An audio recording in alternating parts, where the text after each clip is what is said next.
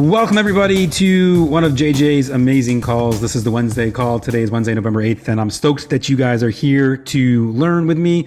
Got a handful of us in the actual Zoom room, and for all of those of you watching this later on the YouTubes, welcome aboard. We're going to go into some really cool stuff about building massive influence and using your internet marketing and various things in that world to make that work for you. So for those of you guys that are here, if you guys have questions, just drop them in the chat as I go along. I'll do my best to answer them as we go. If it's something that's going to take a little bit longer to discuss, we'll kind of open it up to the end for any questions that you have, and we'll dive in that way. If you're watching the YouTube video later on, by the way, for any of you who don't know, JJ has an amazing YouTube channel, so head over to jjzizian.com. You can find his YouTube channel there and see all of the previous recordings from all of these amazing trainings that he does for no cost, by the way, which is pretty amazing to learn from.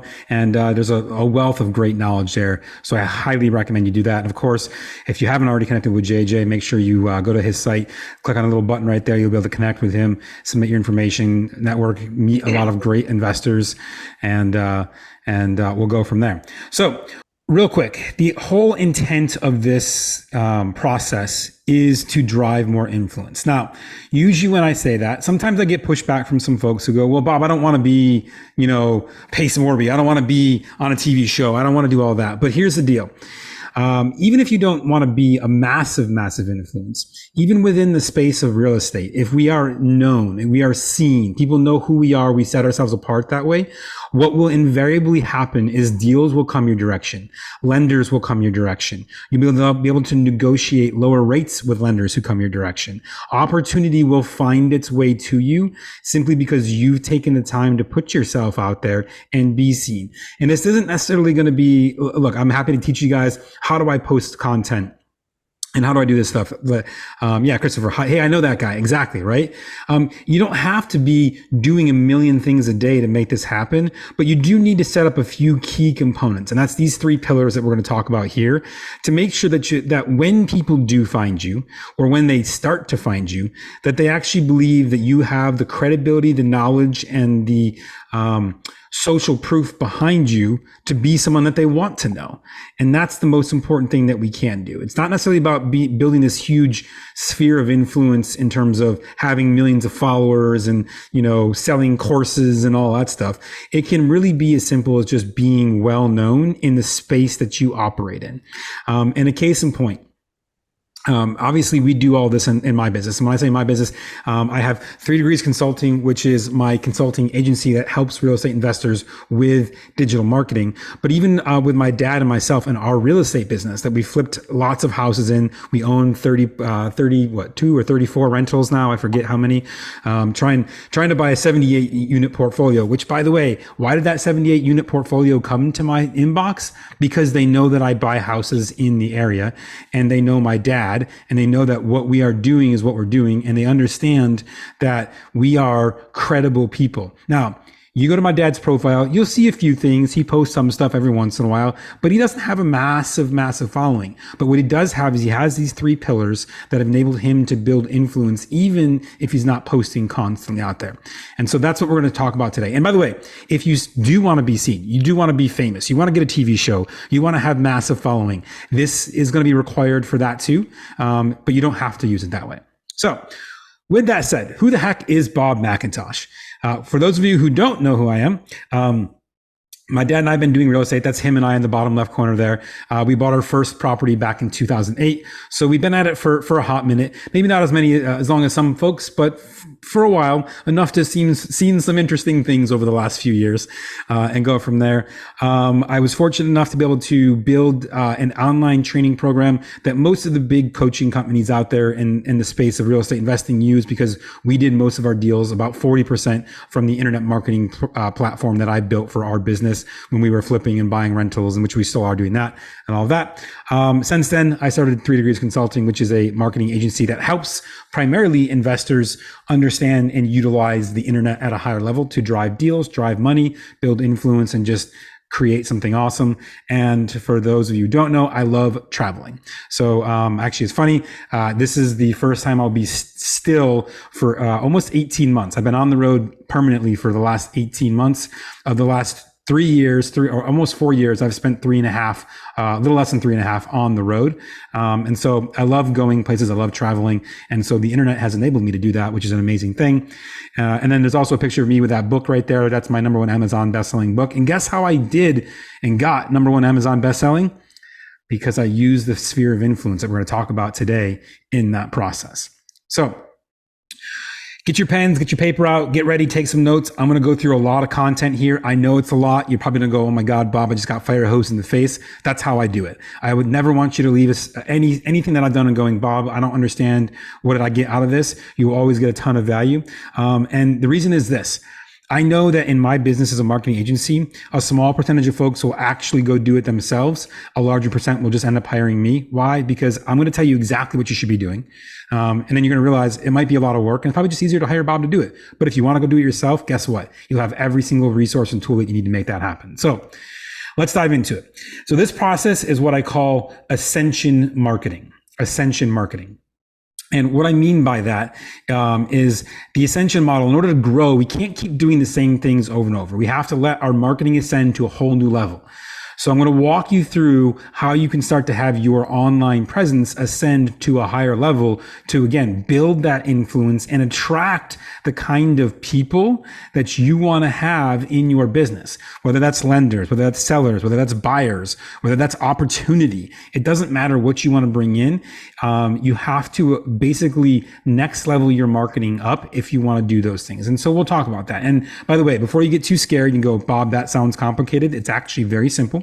There's a few key things that you can do to make that happen. And that's what we're going to teach in this right here.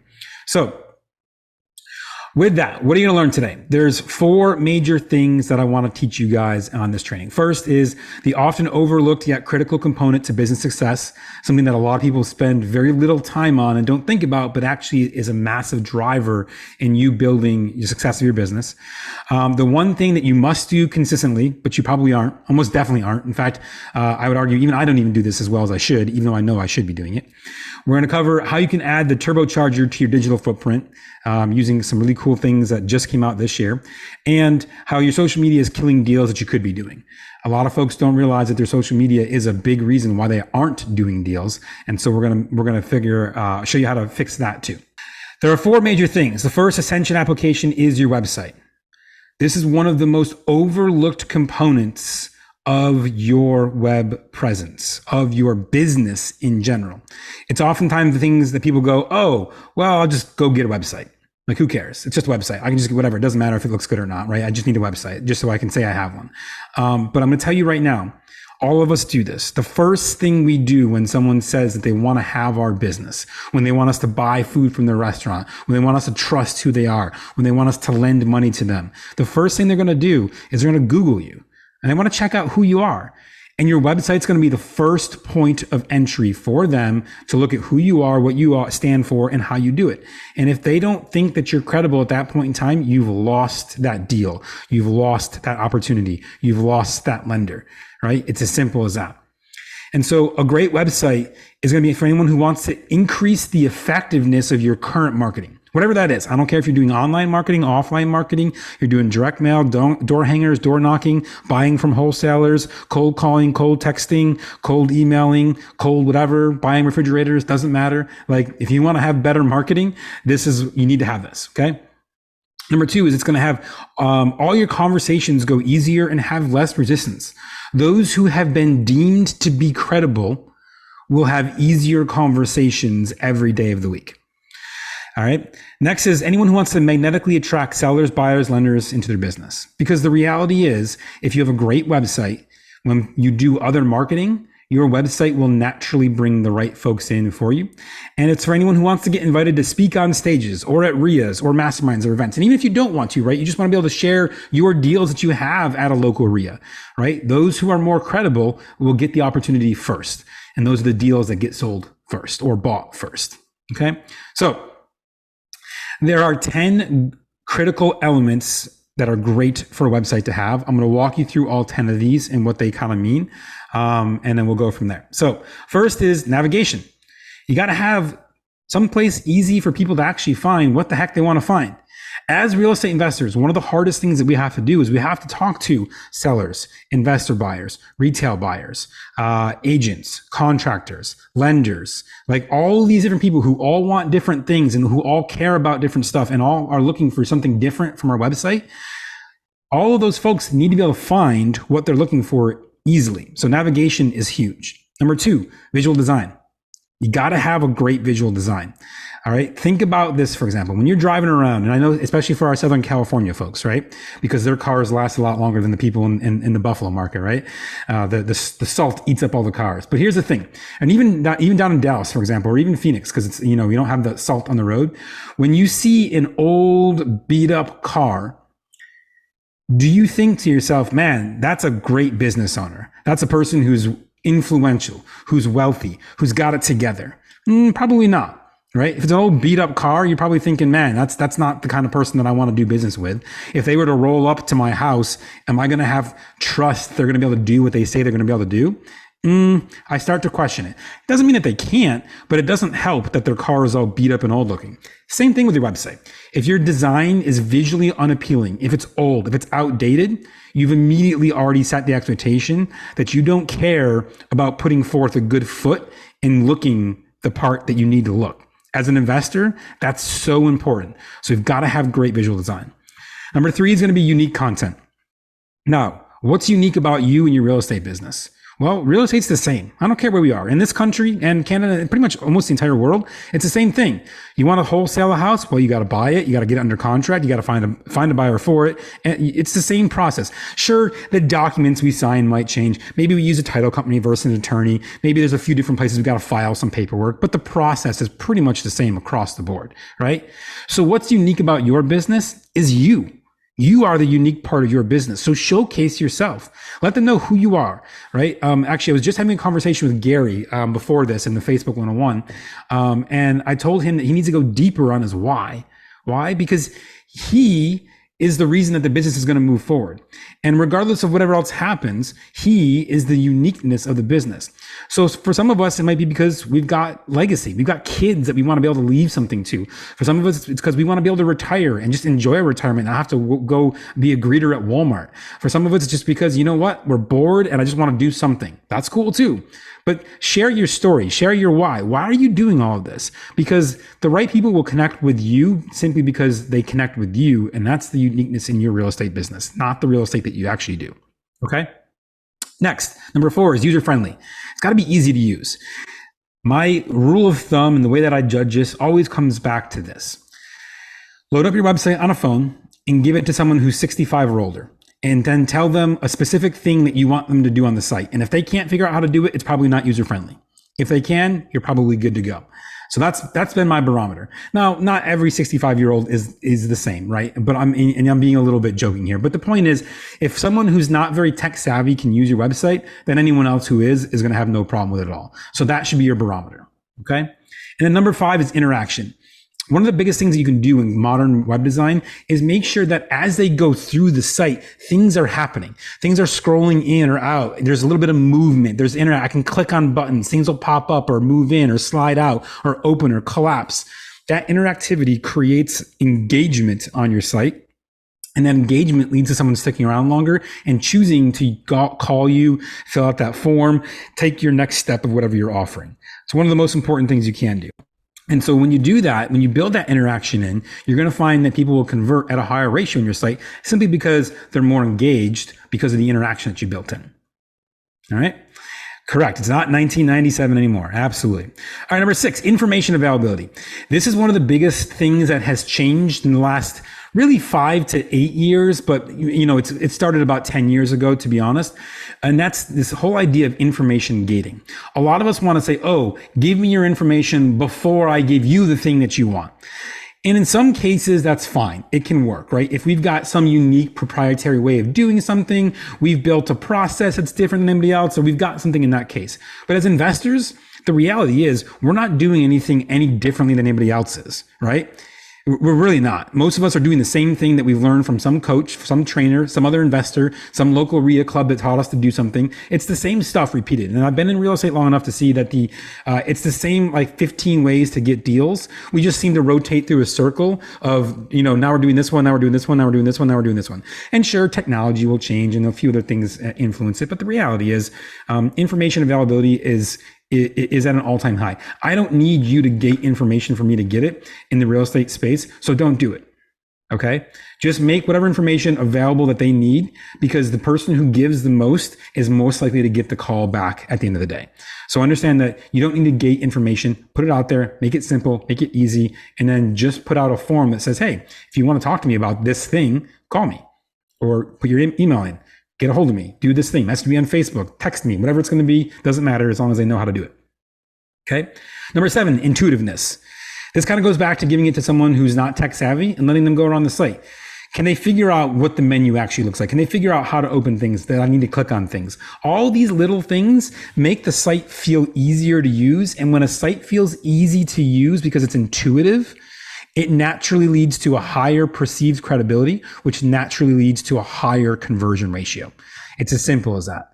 If we know that our site is intuitive, we're going to close more deals. Now, it might only be 0.25%, 0.5%, but I want you to picture and imagine for a second, just to make the numbers easy, let's say 1% increase because your site was more intuitive. Well, 1% might not sound like a lot, but when you start factoring in over the next 1 year, 5 years, 10 years, the thousands and thousands and thousands of people that are going to come to your site, 1% of those thousands is hundreds of leads. That's tens of deals more that your site will get over the next decade or more. And so even though it might be a small thing, it's going to have big impact over time. Okay. Number 8 is branding. I can't stress this enough. One of the ways that we stand out is us, but it's also our brand, right? So when you go to, I don't know if you noticed or not, on all these slides, I've got my logo on most of the slides. I've got my colors for 3 Degrees Consulting, which is blue, dark blue, like a teal, and yellow. I use the same colors throughout everything. Why? Because branding is really important. We associate a lot of stuff with the brand. And so I want you to think about, what is your brand? Okay. And it doesn't have to be something crazy. Like, we don't have to be like Bob buys houses in Buffalo, right? You could, but it doesn't have to be. But it can be simple, just making sure that the website has your colors. Does it have your logo on it? Is that logo and color consistent throughout every page? Do the buttons match the same color? Like, those little things showcase who you are and your brand, and they make a big difference in the site's usefulness long term. Okay. Number 9 is conversion signs. So this is a process that we created that says, how do we track the actual conversion of a site? Because having a site is great, but I actually want people to convert. I want them to come on board. I want them to actually give me their information, sell me their house, become a PML, buy a house from me, work with me as an agent. I want conversion. If I don't have conversion, what's the point? So conversion science is the idea of using eye movement, eye tracking, mouse tracking, and all of these other things on the site to scientifically draw people's attention to our call to actions. So we do that through a lot of ways, such as angling section dividers so that the angle points to the button that we want them to click, by having contrasting colors, for example, so that the button stands out and it's not lost in the page. All these little things will help drive more conversion. And again, my goal is not to increase conversion by 50%, because it's probably not going to happen. But if I can increase conversion by 0.5% or 1%, right? These little stackings of these 10 things start to add up, especially over the next 1, 5, 10 years. Okay. And last but not least, and probably the most important, especially for newer investors, is credibility. If you have no deals, or you're just getting started, or you've done less than 20 or 30 deals, your credibility by default tends to be on the lower side. But a great website can boost that up because it makes you look good. It makes you look like you know what you're talking about, even if you've got no idea what you're talking about, right? The point is, you look like you do, and perception is reality. So we've got to create great perception of our business, and we do that through a great website. And credibility is one of the most important things, especially again for new investors, but even for experienced investors, right? You're going to close more deals if you are perceived to be credible in the space that you're operating in. And so I got some funny pictures of some bad websites. Like I think, me personally, I think these are bad websites, but you know, maybe the owners don't think so. But like this is an actual website. Like I don't even know what's going on. There's no words. There's just a bunch of like, we got like a bunch of random symbols and some planets and some random things. I don't even know when I'm supposed to click on this thing. It just looks awkward, right? Here's Ling's cars. I'm not even sure what's going on here. There's so many colors. Like there's arrows pointing all kinds of different. I'm not even sure what I'm supposed to click, right? Like it's very confusing. It's not very intuitive for me to figure out what's supposed to be going on. And then this one I thought was kind of funny too. Signs, design, build, install. I don't know what that even is supposed to mean. Like you install, build, and design signs, I guess. But you know, when you look at this kind of stuff, it's like, this doesn't tell me anything about who you are, what you do, or how you do it. There's just a bunch of words taking up most of the screen, and I still have no idea. And then it's down here just says hour. Okay, you know what I mean? Like it doesn't create a lot of trust because I have no idea what's actually going on. Right. So all of these are reasons why we got to have some actually good thought process in the design of a website. So another thing, you should be building your site on WordPress. If you come with me and my team and my system, that's what we build it on. Why? Because WordPress is the number one tool for building websites out there and for actually driving traffic over time. This was an interesting study done by Ahrefs, which is one of the most authoritative sites on web traffic in the world outside of like Google themselves. And if you see right here, this blue color is domains without organic traffic, and this orangey yellow color is domains with organic traffic. So in other words, when people search on Google, who actually goes to a site? Only 1.4% of Wix websites get organic traffic. And so when I was saying earlier about how something that people don't think a lot about is their website, you know, they say, oh, I'll just go get a free Wix site. Well, guess what? There's a reason that it's free. There's a reason that you generally get what you pay for in this space. If you build a good site on a good platform, you are opening yourself up to getting significantly more traffic, aka leads, right, than you would if you used, especially the free sites like GoDaddy, Wix, and these other builders that don't cost you anything. In the world of web design, you get what you pay for. Doesn't mean you have to spend a fortune, but you do need to invest something in your website because it's going to long-term make a huge difference in your bottom line of your business. Okay? So that's websites. That's a huge key pillar to what you're doing. All right, next, number 2 is the second Ascension application, which is follow-up sequences. I'm promising you right now that you probably don't have great follow-up. In fact, even if you do have good follow-up, could it be better? Most likely, right? And I'm going to put myself in that category too. I know my follow-up could be even better than it is. I think, pretty good follow-up, but I know it could be even better from here. So what is follow-up? When we get into this, who needs follow-up? Well, if you don't want to hire a bunch and manage a bunch of employees, automated follow-up is going to be a massive component to that because it's going to allow you to not have to hire a bunch of people. If you're trying to scale from maybe 1 or 2 deals a year to 1 or 2 a month, but actually spend less time getting those deals, follow-up is going to help you do that. If you want to increase your closing ratio, right, without doing any additional marketing, in other words, not spending more money on marketing, great follow-up is going to do that for you too. And if you want to spend less time in your business, so you can focus on your business and growing it, automated follow-up is going to help you do that too. So there are a bunch of follow-up sequences that every investor should have. I'm going to go through all these, get your pencils and paper out, write these down. You want to make sure you implement these in your business. Okay. First is for private money lenders. I cannot stress this enough. The number of people that leave money on the table because they don't have a good PML follow-up is unreal to me. So teach them about the PML process, especially if they don't know anything about it, right? What documents do they need? What deals do you have or need money for? What deals have they missed out on? What kind of interest have you paid? At least once a year, I send an email to every single one of my lenders saying, hey, by the way, this is how much money we paid out in interest to our PMLs this year. You know, like last year it was, I don't know, $375,000 or something stupid like that. And a lot of people go, holy crap, why would you spend that much? And it's like, well, you could get your piece of that if you gave me your money. Let's work together, right? We got to get you in the door. Talk about your daily happenings. Now, I don't literally mean the day to day, like don't send an email daily to your lenders. They will disconnect from you very quickly if you do that. But you should be sending like, hey, here's the deals we're buying. Here's what we're doing. Here's where we're going. Here's the markets we're in. This is what we're seeing from trends and things of that nature. Lenders love to know that you are on top of your business and your marketing. And so they want to see that you got that thing going on. And then last but not least, this campaign should go on forever. Keep them in the loop. Keep creating FOMO, or fear of missing out. It's a really important thing that you can do on that front. Fear of missing out is a great thing to create in that. And by the way, I always email all of my lenders a deal, even if my deal has already been funded, because then I create that FOMO of, well, you didn't get here fast enough. So next time I have a deal, you better answer quickly, because this one was already gone by the time you called me. Okay. Always best to create that FOMO with your lenders. Okay. Sellers, this should be obvious. We all need deals in some capacity, right? So talk to sellers about why you're trustworthy, how the process works. What are the benefits of working with you versus any other investor in the space?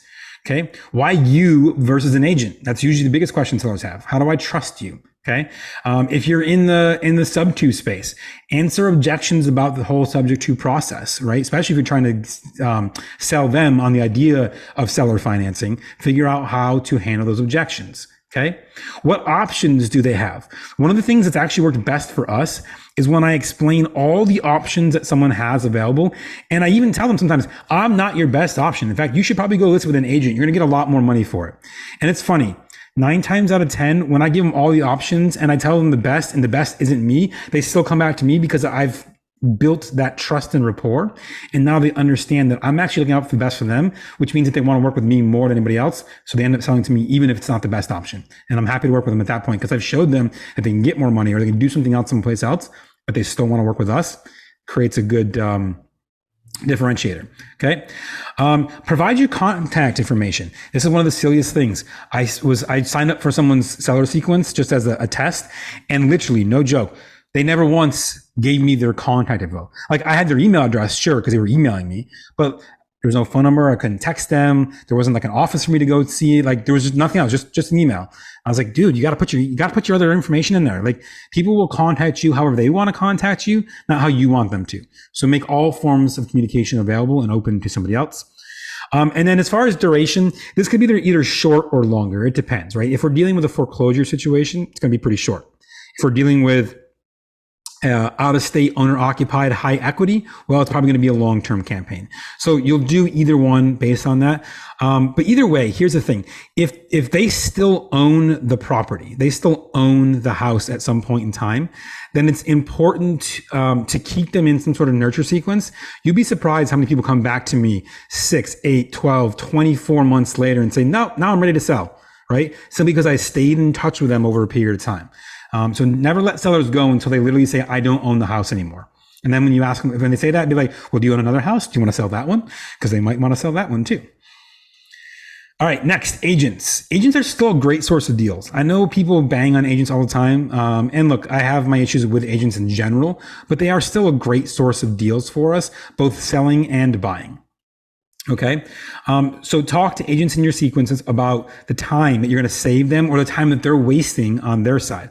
Talk about how much money they can make per transaction versus the time input. A lot of agents only think about how much money I make in a year. They don't think about how many hours and what is the actual value of, their dollars per an hour. I talked to an agent one time when he actually ran the math. He was making $14 an hour. I said, you understand that you could go work at a fast food restaurant and have none of the stress for $1 an hour more than what you're currently making. Now, obviously he was making a lot more money, but he's putting a lot more time in. And a lot of agents don't think about that. So help them understand that. Okay. What do you do for them? How do you, as an investor, help an agent? Why should they care about you? And in my opinion, this should be long, forever. Should keep on going. Agents should never roll off your list. I think our email list right now, I have 26 or 2,700 agents on my list just in the Buffalo market.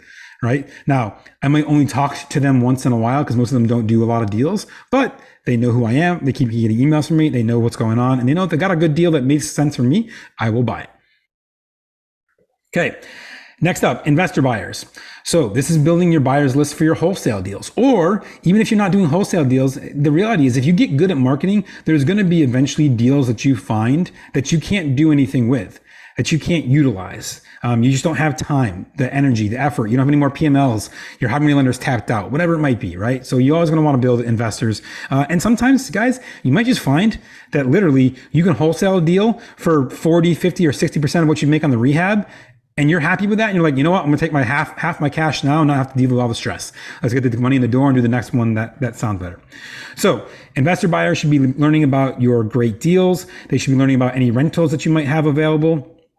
They should be learning about any seller financing opportunities you have, any opportunities, period. Deals, lenders, anything, networking events, like for example, Saturday, I'm going to speak at an event. So I would tell any of my buyers in the area, hey, by the way, I'm going to be at an event. You should come to it. Why not? Right? These emails should be short to the point. Investors don't want to listen and go through a lot of stuff. So get to the point. And long, forever, nurture them, create the FOMO, tell them about deals you got going on. Never stop. They should always be in your sequence. Next, contractors. I have found, especially if you're doing rehabs or I need to get estimates on properties, contractors are one of the most difficult people to deal with. They're the most difficult to find, and they're the most difficult to manage. So I always want to have a pipeline of contractors ready to go in my business. Even if I'm not actually doing rehabs, but I need to get estimates for repairs or things of that nature, because maybe it's like, hey, there's foundation issues. I don't know how to do that. Well, let me make sure I got a guy that I can go to or a woman that I can go to get that information. So help them understand, why are you going to make more money? Send them some scope of work examples if you're going to do flipping. Talk about how there's not going to be any change orders. We don't do any change orders unless there's structural or foundational issues. We know exactly what we want to do in the house when they walk in. Talk about how you're going to keep them busy. And for me, most of these times it's going to be short, 30 days or less. If they're not interested in working with me moving forward in 30 days, they're probably not going to work with me ever unless they have no work, and then they'll come back in at that point in time. So keep it short, keep it simple, just get a lot of those folks in, keep it going.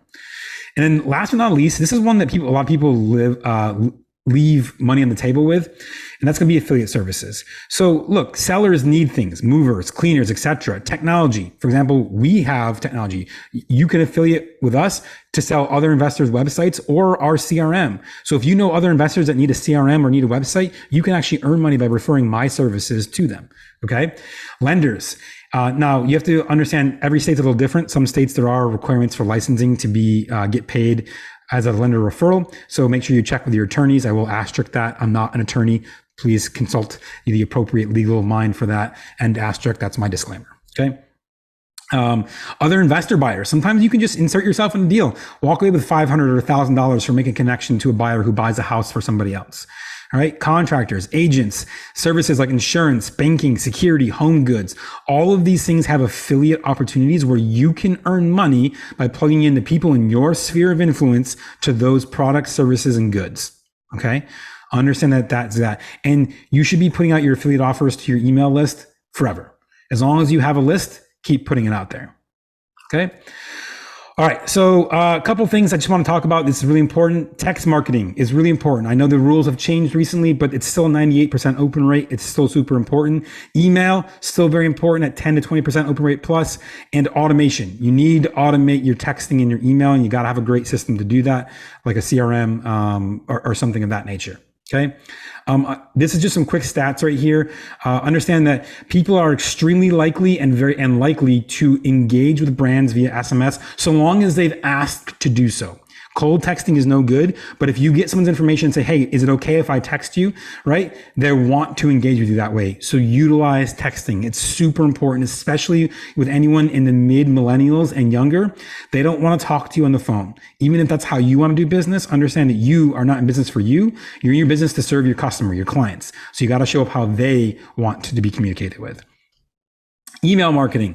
This is still, I love people say email marketing doesn't work. BS. In 2022, the average return on investment for every $1 spent in email marketing was $42. That's 2022. Now we don't have the 2023 numbers yet. They do it on an annual basis. So we'll have those in a few months here. But guess what? Even if it's a quarter of that number, right? So even if it's, what is that? $10 return for $1 spent. How many of you would trade $10 for every $1? Obviously, right? Like we all would do that, right? So even if for you, it's not nearly as good as that number, but it's still pretty good, it's still going to be amazing. So don't sleep on email marketing. Get your information in there. Because guess what? Even if they're not opening your emails, because I said emails 20 to 30% open ratio, guess what? You're still in your inbox. Every single day, every single week, every single month, they're seeing your name so that when they're ready to do something with you, they know exactly who you are because you've been in there with them the whole time. Okay. I'm going to go through these a little fast. I've got a lot of information to cover and I want to make sure we get to all of it, but make sure you follow up consistently. It's really important to automate that follow up and get it out there. Actions, automate actions, which means sending of texts, emails, paperwork, DocuSigns, whatever you can automate, automate it. You will thank yourself later on down the road when you don't have to hire a bunch of people because you automated a lot of things.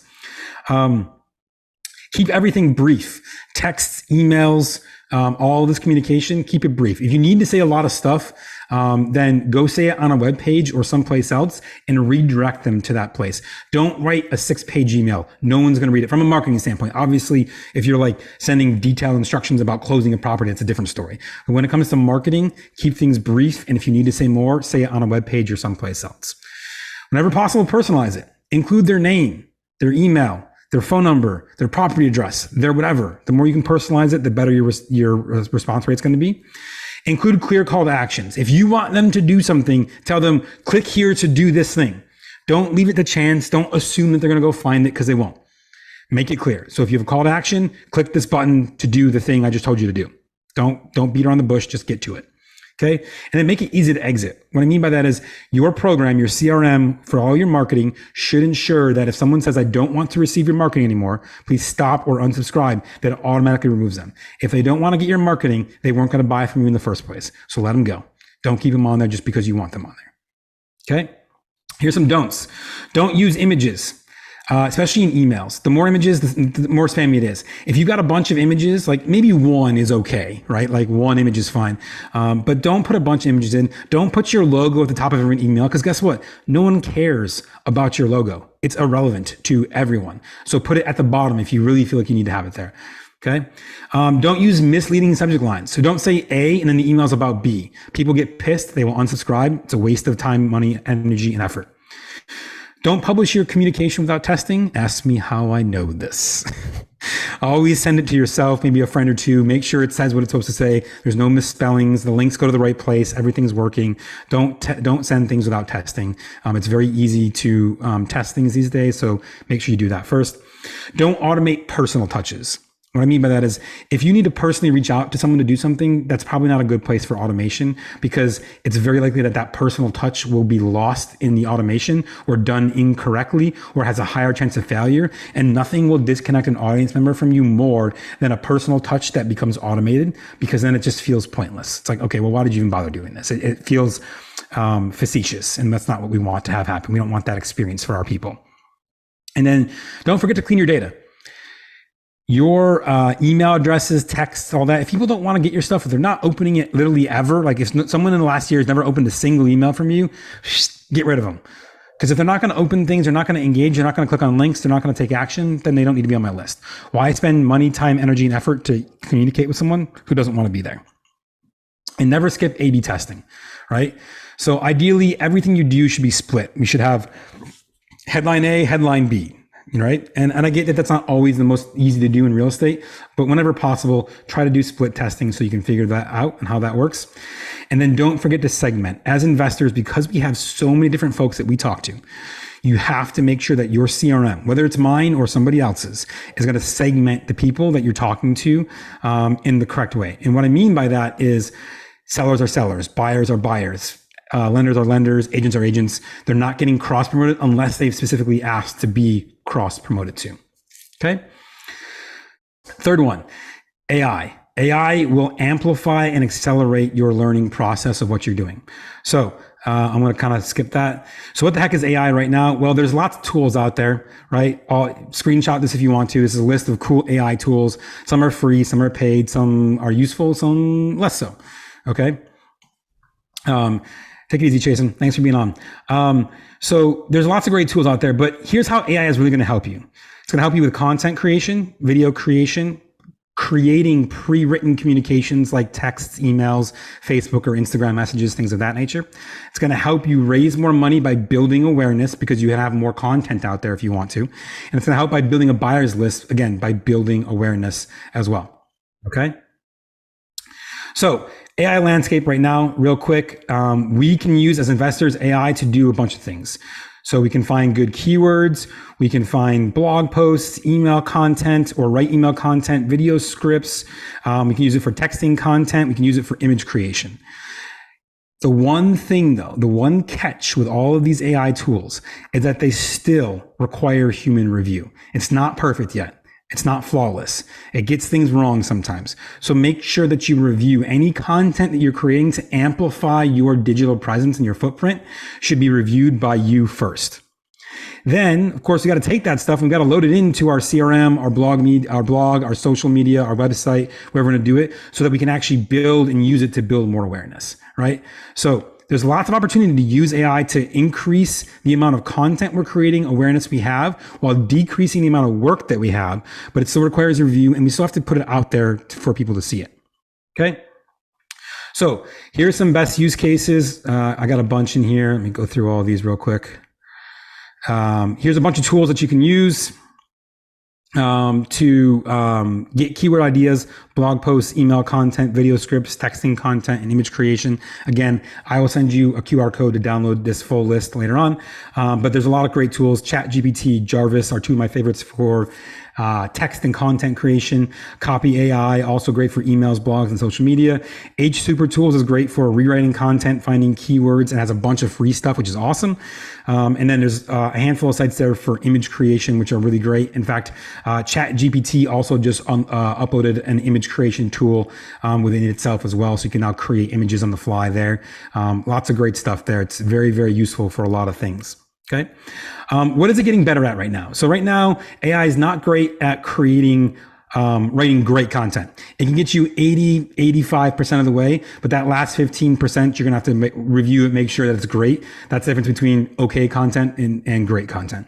It's not good. It's not good at creating video yet.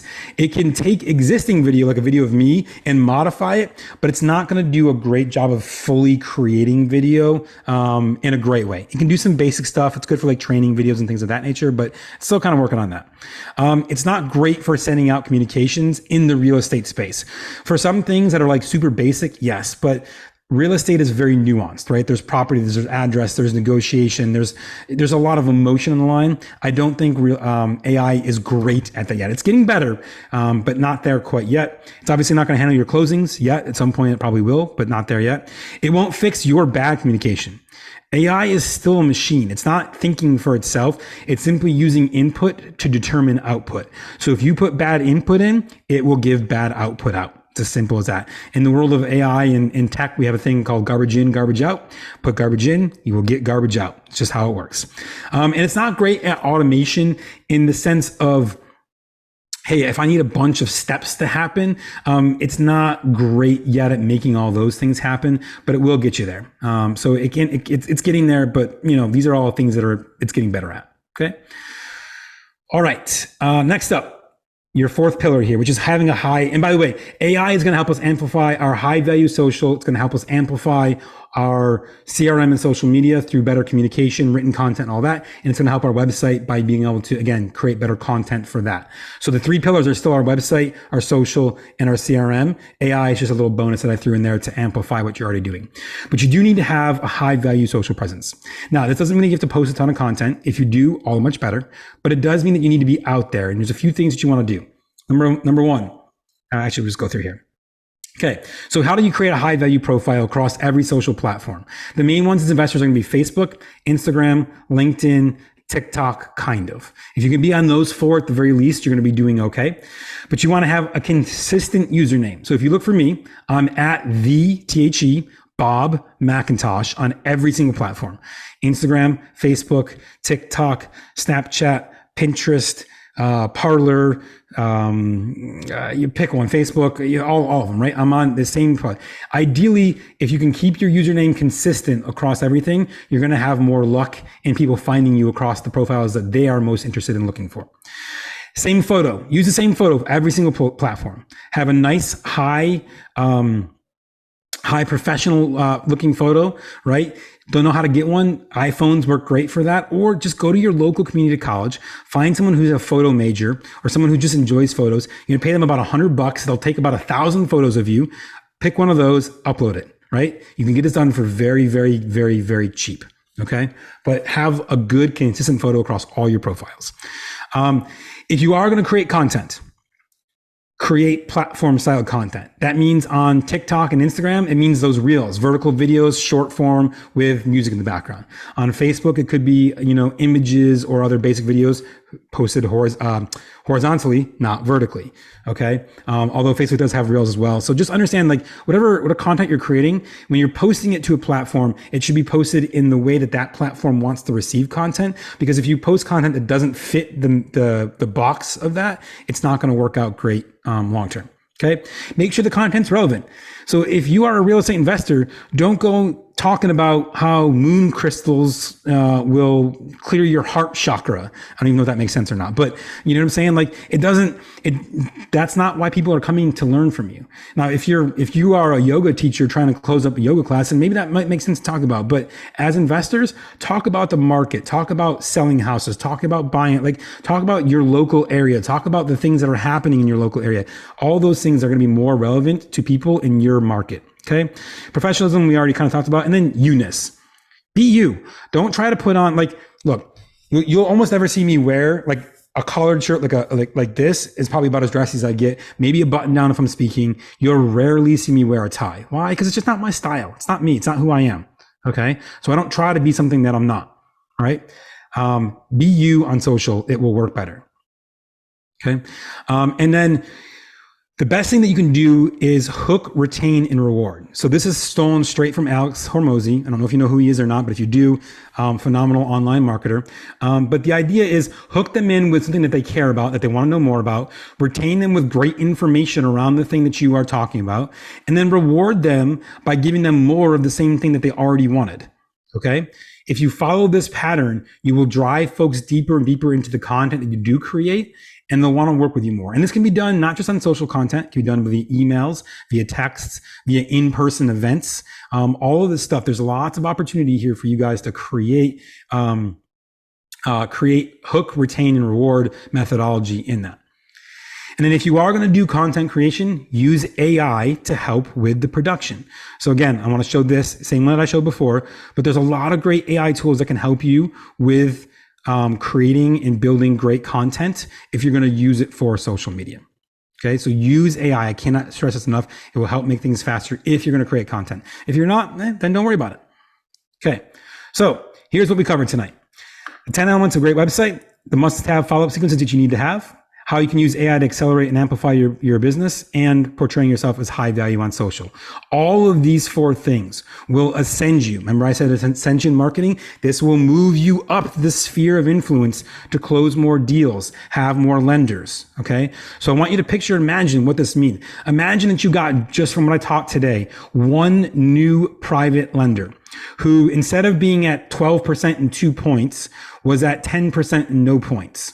If you have a $300,000 house, for example, that you're borrowing money on, well, that's almost $12,000 saved because you got one private lender on one deal one time. That's the value of what I just showed you. And that's why it's so important to build this process out, because imagine if $12,000 is your savings on just one deal, one time. What if you got 5 lenders and they lent it to you 10 times over the next 10 years? That number starts to add up pretty freaking big. So use this stuff to build your influence, and you will be rewarded for it. Not necessarily in followers and all that, but in savings and dollars and an opportunity. Okay. So feel free to use this QR code. It will send you, go there. You got to put your information in so I know where to send it. Give me your information. I will email you a copy of all of these slides. As soon as you send the thing in, you can head right there and do that.